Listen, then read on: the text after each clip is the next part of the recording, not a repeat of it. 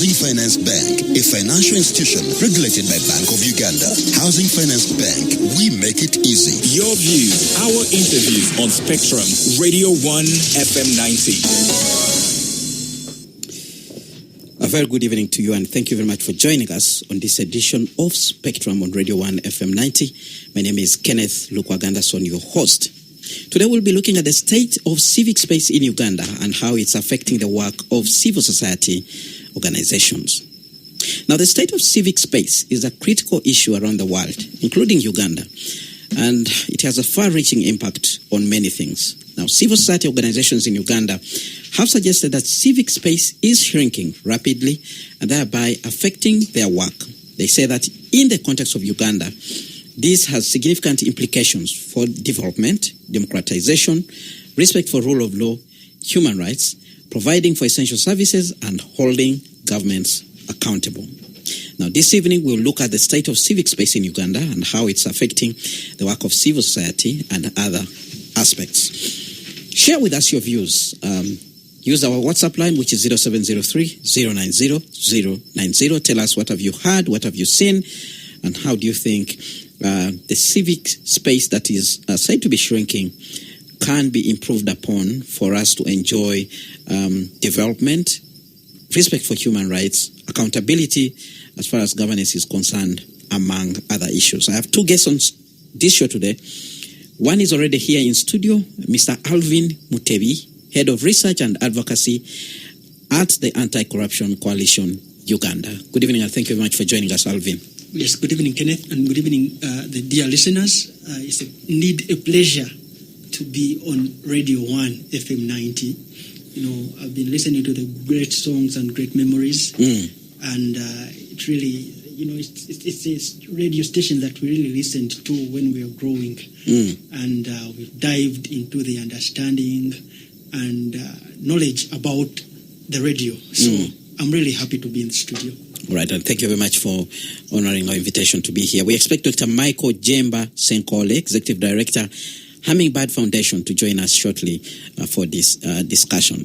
But let's begin with you, Mr. Mutebi. Yes. When you talk about civic space, can you explain to us what exactly does this mean in the context of Uganda, where we are today?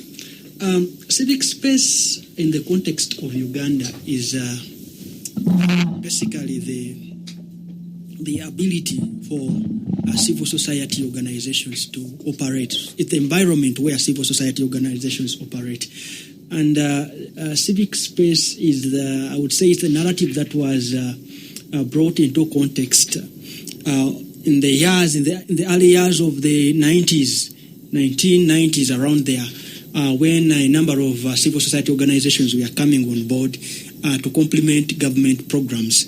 So we believed that by then, there are so many programs that government was earmarking, and by then, the implementation of such programs was a bit challenging.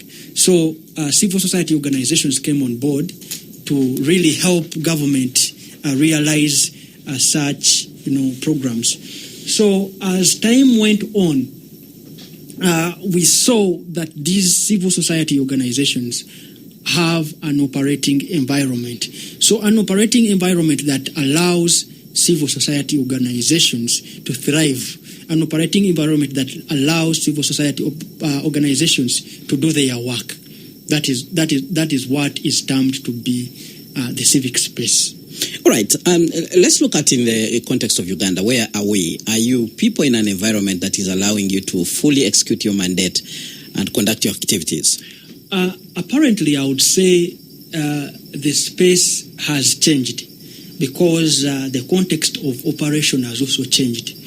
Because as time goes on, we've seen dynamics in the issues that we really touch on a daily basis.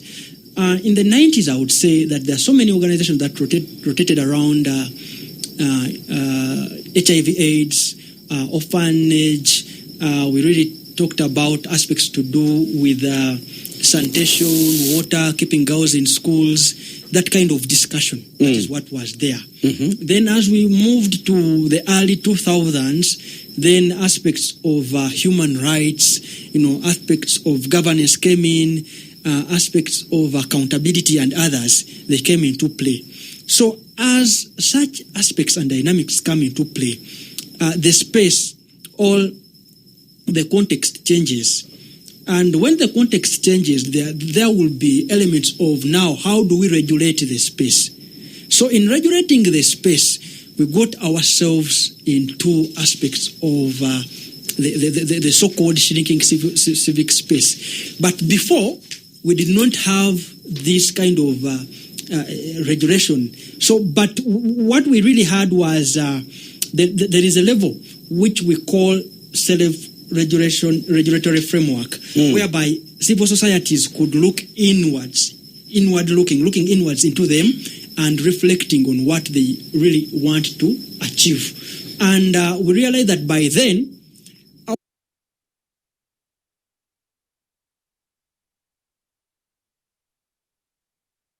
BIMS streamline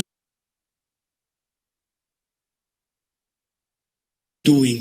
So as generations came into play, as issues came into existence, as context changed, we had to now change the narrative through which civil societies are operating. All right. And then the space changed its way of life or its looking. And then that's the reason as to why now we are seeing different aspects in the space of civil society. So you referred to the shrinking of civic space by saying that so-called. One would wonder, does this imply it's judgmental? Is civic space shrinking? What exactly is happening? I would say it is absolutely true. What is true? The space is shrinking. It is absolutely true.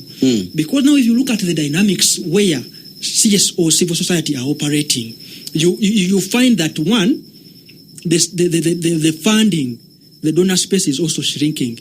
You look at the issues of DGF and other developing partners pulling out of the space. That is one. Then two, you look at the components through which civil societies are now touching, the aspects of governance, the aspects of elections, the aspects of human rights, the aspects of human trafficking and others. So you find that civil society organizations that had a niche in maybe, let me say, elections, the whole country can bear me witness. You saw what happened after the 2021 elections. We had over 53 civil society organizations being closed. And if you have, if you have a microscopic kind of overview to project in the work of such organizations which were closed or banned or suspended or indefinitely closed, they had a component of elections and governance.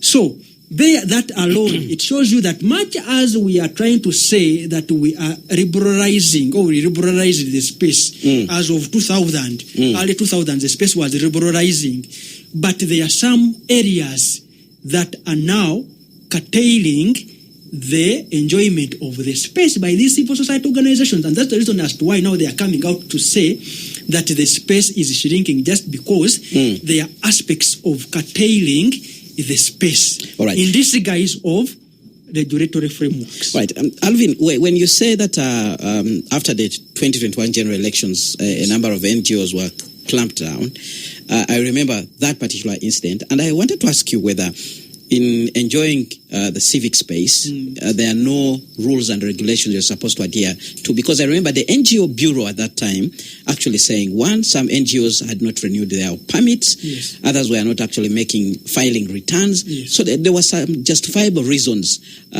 for taking action against some of those NGOs. Do you take that into account? I do, but Kenneth, I would give you a scenario. You do not expect an NGO to be 100% compliant in a scenario whereby we are coming from a pandemic. Even renewing a permit? Of course, because renewing a permit takes a procedure, and it is, I call it a robust procedure. It is very robust, it is very elaborate. But now, look, you're coming from a pandemic whereby we had a total lockdown, no movement of cars, no movement of business. You know, they only looked at essential categories to operate. So it was a bit challenging. It was really challenging for NGOs to really comply maximally 100%. And then too, the regulatory framework in the country, it also has some challenges embedded in it. And then that alone does not allow certain NGOs to really operate. Okay, if you're saying that the NGOs were not compliant as per the regulatory framework, you realize that majority of the civil society were closed without even having prior engagements with the regulatory bodies. All right. So that alone affects the space through which such civil society organizations are operating. All right. Our second guest, Dr. Michael Jemba Senkole, who is Executive Director, Hummingbird Foundation, has also joined us. Good evening, and thank you very much for braving the jam to be with us on the show.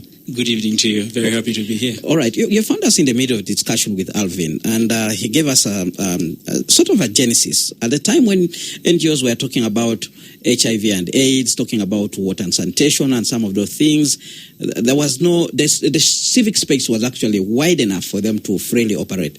But the moment they started getting to areas of governance, human rights, etc., the space started shrinking. And I was wondering if you can share your views on that. What exactly do you think has caused this shrinking the moment they started talking about human rights, governance, those particular issues? Yeah, certainly. Again, thank you very much for having me. I'm very happy for joining this discussion. I think it is very timely that we talk about this space that is shrinking.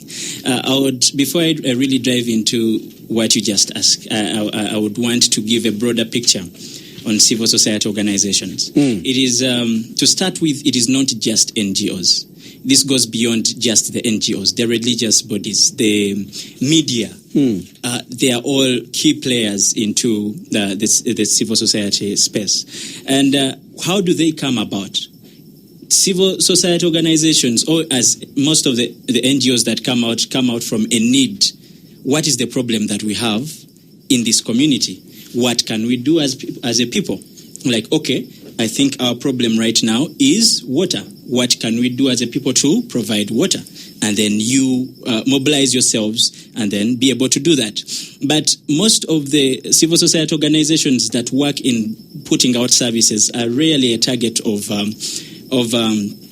lot of repercussions. The reason why you see a number of organizations that are being the civil space that is being shrinking is mostly in organizations that are talking about governance, that are calling for accountability, that are calling that are putting out these some of the public servants that are playing around with taxpayers' money. So usually you would think it is the whole bit of resistance is coming from a point of individualism, and I would also dare to say failing institutions. Because if you think about an organization that is coming to say, yes, we have the budget is this way. You should give us you should show us. You should be accountable because this is a taxpayer's money. And then the best response is let us take out that organization. So it is coming from a point of individualism. This is what we want, and we are fighting against anyone who comes out. Because the entirety of civil society organization comes from a point of we want the best from our leaders, but also for the community. All right. So it is coming from generally a complementary stakeholder in advancing the well-being of the society. All right. I look at a document which I was given prior to this discussion where you try to raise the issues that you think are causing the civic space to shrink. 1, legislative and regulatory restrictions. 2, political climate. 3, security and counterterrorism measures that are being implemented. Let's try to break those down. And let's begin with the legislative area. Where do you see the danger? So Generally, let's talk about NGOs to start with. The compliancy my brother was talking about earlier is an okay thing. Of course, you would want to regulate whatever entity is moving around in a country.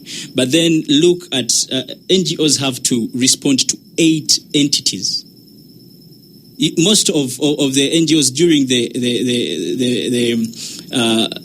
month of January, the entire time, they are doing compliance activities, right? And you find yourself, it is too much regulation, really. It is too much that it now ceases from being something that, because remember, the civil society organizations are there to complement your work, are there to support the things that you're doing in the community, but also to call you into account. So I feel that is usually most of the why most of the things are driven to push away these civil society organizations. But generally, the entirety of trying to put so much restriction, so much compliance measures is really to prevent them from moving forward. I don't know if Alvin has something to say about that, but yes, really Alvin, that is what I think. Would you like to add on? Yeah, when you look at the legislative mechanism that we have as a country towards the civil society organizations, you find that the legislative framework is robust and it is ambiguous, I would say. And if you look at me who has mastered the art of institutions, the more you have an ambiguous framework to regulate an institution, the more it becomes irrelevant, or the more it goes beyond the threshold. Much as you're limiting the spaces, or much as because they say that in the enjoyment of a right, there is a limitation. And yes, we believe in the limitation. You're limiting the environment. But if you go beyond the threshold, then you end up violating the space. That is one. And then two, the framework that we have, the legislative framework that you're talking about, you will find that the laws or the frameworks are actually competing each other. And at the end of the day, you realize that one law or one act of parliament is actually conflicting the other. And then that brings about confusion. For example, if you look at the URSB requirements vis-a-vis the NGO Bureau requirements, you will find that somewhere, somehow, there is a conflict. Somebody will tell you, before you register as an NGO, you first of all have to register as a company limited by guarantee. There is a way how companies operate under the Company Act and under the company law. And there is a way how organizations operate under the Organizations Act of 2016. So if you have two laws governing one entity, but the understanding is totally different, that means that you will have an NGO which is operating as an NGO as per the NGO Bureau, but at the same time, you're having an NGO that is operating as a company under the Company Act. Which one would you prefer? Because now, I would prefer an NGO because I have registered as an NGO, not as a company. My interests are being an NGO, not a company. But look here, they are telling you that you first of all register as a company. So when we have issues as an NGO, some of them will run to a scapegoat of being companies. They will tell that, you know what, for us we are doing business as a company. And that's where we are saying that we really need to check the framework, the legislative framework. We have a clear, streamlined legislative framework that regulates the operation of NGOs. All right. So you want to look at that particular aspect. Let's move on and look at the issue of the political climate. What is wrong with the political climate, Dr. Jemba? So, yes, again, very nice question about the political climate. I'll try to draw the narrative slightly away from the NGOs. A few months back, we had a group of health professionals who tried out to exercise their right to peacefully protest. And usually, if you think about it, currently there is low remuneration, and they are really doing a lot of work.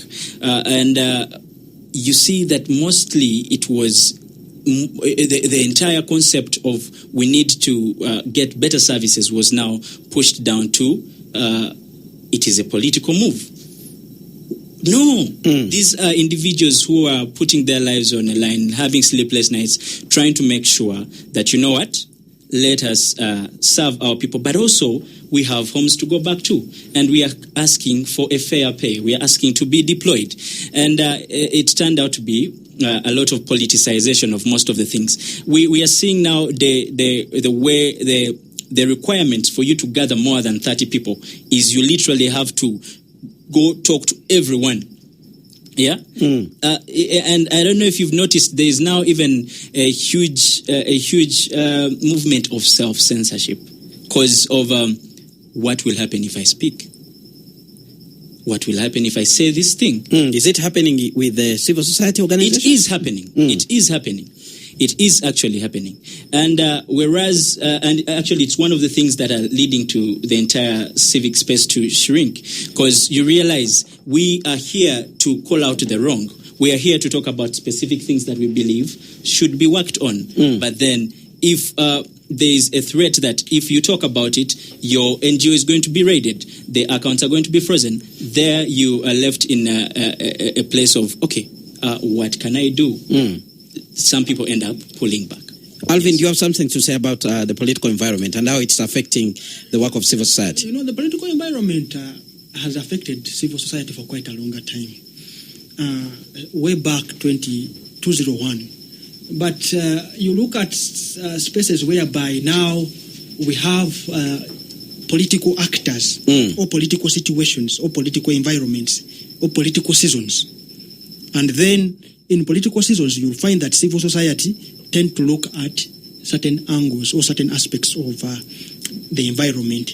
For example, come next year, we'll be talking about the electoral process or the electoral period, and that is a political environment. Much of the CSOs will be now looking at maybe peaceful elections. You know, they will have projects running around there. Peaceful elections. Free and fair elections. Youth participation in elections. You have women participation in elections. Such kind of things. And then, that is a period of time where we have NGOs coming up with the reports. You know, assessing the performance of government, you know, assessing the manifesto of the ruling party, how has it performed, then assessing candidates and political leaders.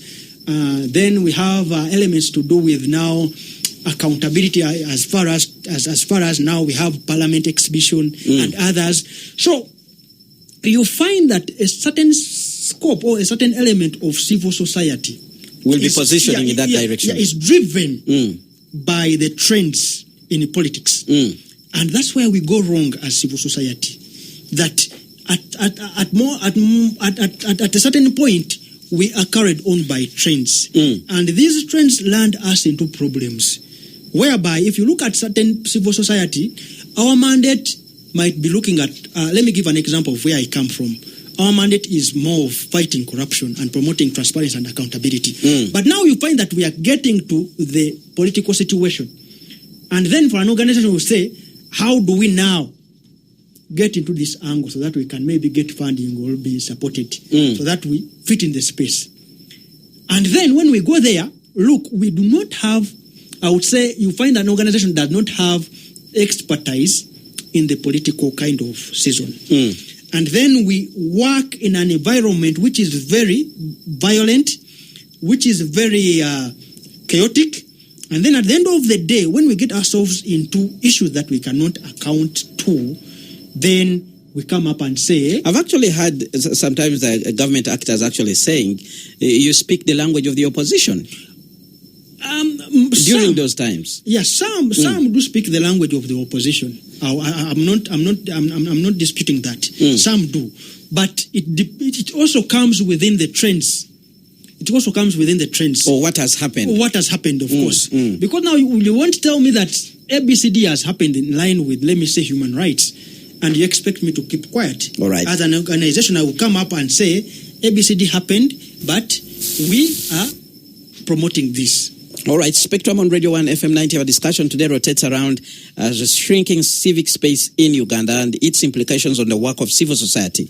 Do share with us your views on our WhatsApp line, which is 0703090090. But at the moment, we are going for a break. When we return, we will continue with this discussion, looking at how this shrinking space has affected the work of civil society, but also how they can navigate these challenges to build for the future. Stay tuned to Radio 1 FM 90. Spectrum continues after these messages. Spectrum on Radio 1 FM 90. Spectrum on Radio 1 FM 90. Well, thank you so much for staying with us on Spectrum, live on Radio 1 FM 90, live on its website, which is www.radio1fm90.com. You click on the icon with the word Listen Live. We are live on the different radio listening apps, which can be obtained from the Google stores of your smartphone. Download any, look for Radio 1 FM 90, and as long as you have an internet connection, you'll be able to listen to us. We're also coming to you live via DSTV. Our audio channel there is 897. Two ways to contribute to this discussion. One of the ways is to share with us a WhatsApp message. Type it and send it to 0703-090-090. The other option is actually to call in. Time allowing, I'll open the phone lines for you to do so. Our topic of discussion today, the civic space in Uganda and how it's affecting the work of civil society. I'm speaking to Dr. Michael Jemba Senkole, Executive Director, Hummingbird Foundation, Mr. Alvin Mutebi, Head of Research and Advocacy at the Anti-Corruption Coalition, Uganda. And Alvin, let's look at some of the impact. Earlier on, you did talk about the issue of self-censorship, whereby NGOs stay away, and you actually brought it out as we were dealing with the political aspect, because some choose to go silent even when they see something happen. But there are two other things, operational and the impact on service delivery. Break down for us. Yes. With NGOs, what we have now is that at times we sense the environment, and you weigh in. You don't have to go overwhelmingly overboard into a space where you think that it will jeopardize your existence in the next 1 year. I thought you stick on the truth. Yes, we do. We do stick on the truth. Facts are bitter. Yeah, what you're saying, Kenneth, is absolutely true. But you also have to weigh in. For example, let me give an example. FM90 wouldn't want to put up maybe a statement that would jeopardize the existence of FM90. If it's a news aspect, we will ensure that it is balanced. Yeah, all sides you get the position. Are reflected. Yeah, you will have to balance the situation so that at least you that's you the have, professional angle. Yeah, you have a 360 kind of overview, but in a certain context. But now what we have as CSOs, at times we even go beyond the 360. You take sides? We go beyond not taking sides, but we go beyond the 360, and then we weigh in the angles. And then that's the reason as why you find that some CSOs are up there. They go beyond the sky above the sky. And then they start looking at perspectives in a different way. And that's where the problem comes in. How? That if you really, you talked about the aspect of self-censorship. Yeah. So self-censorship was a mechanism that would help you to weigh in situations. You'll be like, right now we have the parliamentary exhibition. But, it is on Twitter. You've not seen CSOs coming out broadly to talk about the exhibition. That is one. So anybody would ask themselves, where are these so-called CSOs that are more into maybe accountability or something like that? So it's because that there are some areas where CSOs look and be like, okay, if I look into this, much as it speaks sense, much as it is talking, but how do I self-regulate myself? Will this guarantee my existence in the next 1.5 years?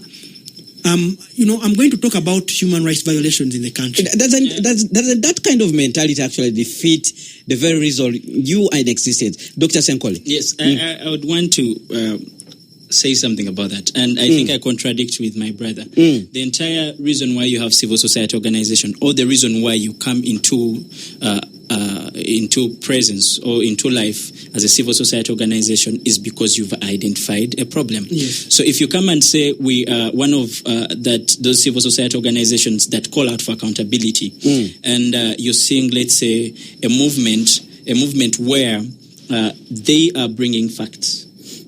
They are bringing information that is relevant and true. It is a shame that as a civil society organization you're going to pull back, because you do not reflect why you came into existence to begin with. So I think it is mandatory, and I feel it is a thing that civil society organizations need to understand. So how do you strike a balance? Because Alvin seems to suggest you need to strike a balance. Because you may not exist next year, yes, and yet you need to exist. Why wouldn't because you exist? Beyond your advocacy, there is an aspect of employment which is also a human right. This is what I'm talking about then. This is the civic space shrinking we are talking about. If I'm afraid to say a certain thing because if I say it, and it is true, if I'm saying it's true, it's factual, yes, but I'm scared to say it because I'm going to be turned down or knocked off. Yes, that is the shrinking civic space we are talking about. The freedom of expression, if it's not there, if you have to try to get something that is sweet for this ear and sweet for this ear, it leaves you neutral and it leaves you in a place where you have no direction. So you will entirely have your work moving at a point of whoever probably is able to manage my existence or support my existence, which is wrong. Whereas civil society organizations, we just have to, let's say, work out a funding, but and all those kind of things, trying to whoever is funding you, trying to guide you on how you should move, then it beats the entire existence of civil society organization. And if we are doing that as civil society organization, shame upon us. But then, Kenneth, allow me Let me conclude. I'll come to you. So what I'm saying really, as civil society organizations, we are organizations that come out from the people. We have identified a problem. We want to have it solved. Yes. So we've, let's say, noticed there is corruption that is going on. But then, if you say and put out the facts around it, you are afraid. Then you are you're no less of the other corrupt person, because you are shunning away from what is exactly affecting your community and the people, just to survive. All right. Maybe let me paint this picture for Alvin from a media perspective. If you do self-censorship, it implies that you have a certain information and somehow you know actually it is true, but you stay away from publishing it. That is self-censorship. I'm not saying that you totally stay away from publishing it, but So how can you navigate that environment as a civil society organization? That's what I'm coming to. One, as I was giving an example of what we have now at the Parliament exhibition. One, what CSOs are doing now is we are studying the environment. All right. Are you studying the issues being raised or the environment? We study the issues, and then two, we study the environment. That led to that and what is happening. Then after studying the environment, we gather the issues. And then after gathering the issues, we map the key stakeholders involved in this kind of I will call it a catastrophe. And then after identifying the key stakeholders, and then we know how are we now going to channel our advocacy, or how are we going to channel our engagement in this kind of on this kind of issue. For example, after gathering everything, then what we've identified, I'll give an example to what is happening now. What we have identified is that maybe there is a weakness in the law that we really need to look at. Maybe there is a weakness in our leaders that really needed to be inducted into the understanding of morality and other aspects of leadership. Maybe the people, the citizens, need to be empowered to talk about these issues as they come, as they unfold. We don't need to have like two people running on Twitter talking about these issues. It's a responsibility of everyone. I mean, Article 17 gives us a responsibility as a citizen to be, to fight against corruption and others, to operate and everything. But now, as CSOs, our primary role or our cardinal role is to complement government business.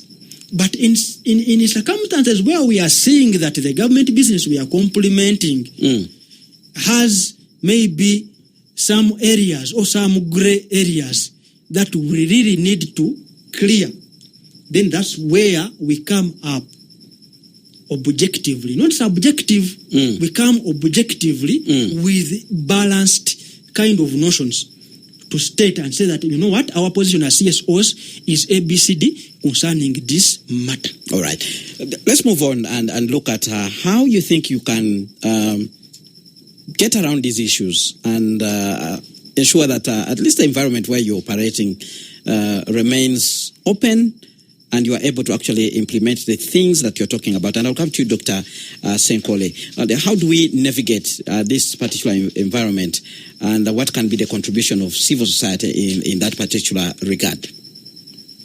Again, thank you very much. It's an interesting discussion, really. As civil society organizations, like I said, we come from the people. We come from a community where we say we've seen there is a problem of ABC. And as the people, we are going to bring ourselves together and then be able to fight it.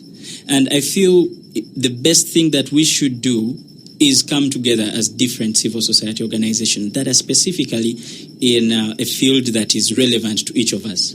So if I understand he's in governance, he's fighting out corruption, and I'm also, let's say, trying to increase civic engagement and other things, let us come together and supplement ourselves instead of trying to fight the same war differently. But if we came together, gathered pooled resources, yes, pooled resources, we would be able to achieve a better it solution.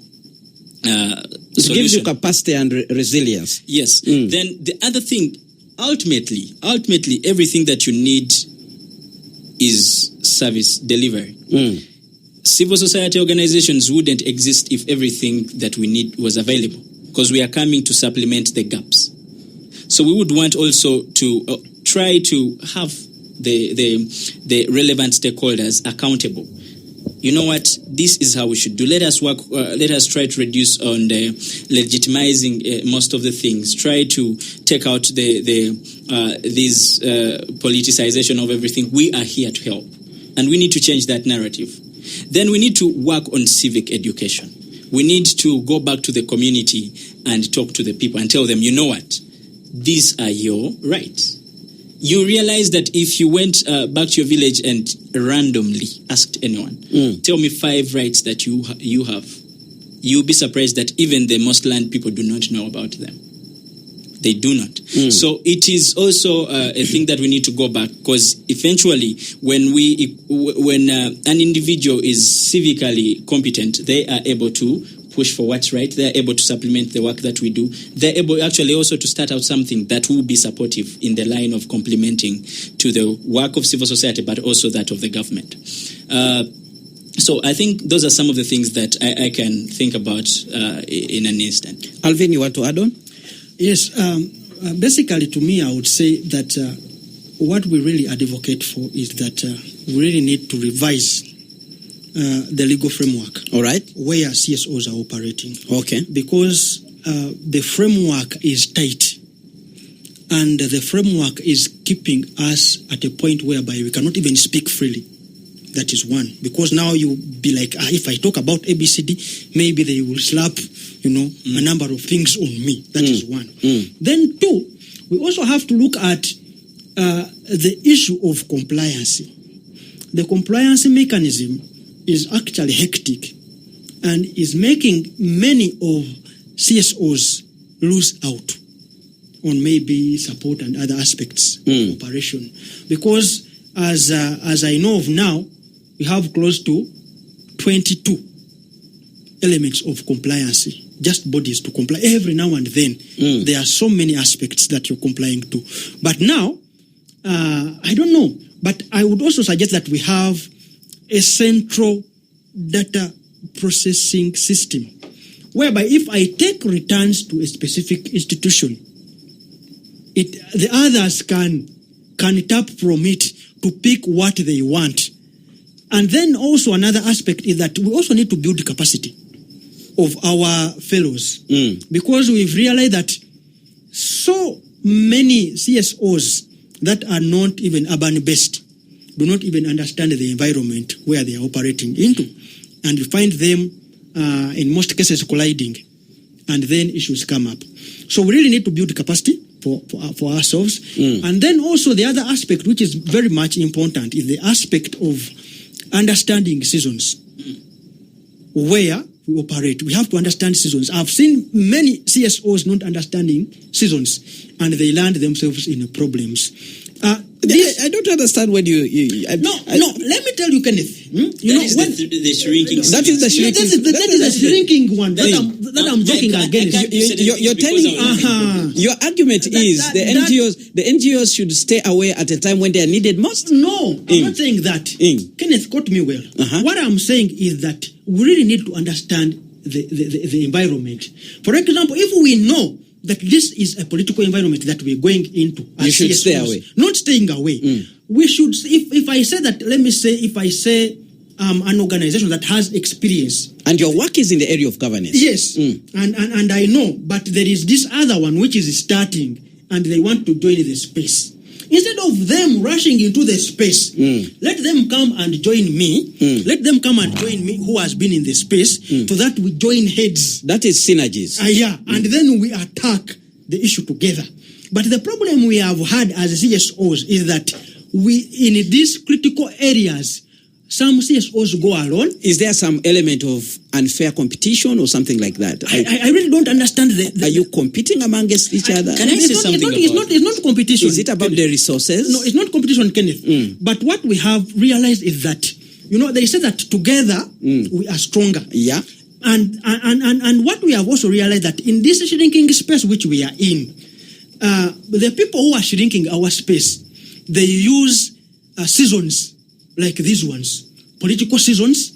They use basically political seasons, election seasons, and maybe seasons of those ones who are more into peace and security. They use seasons where the country is maybe on security threats. All right. Kenneth,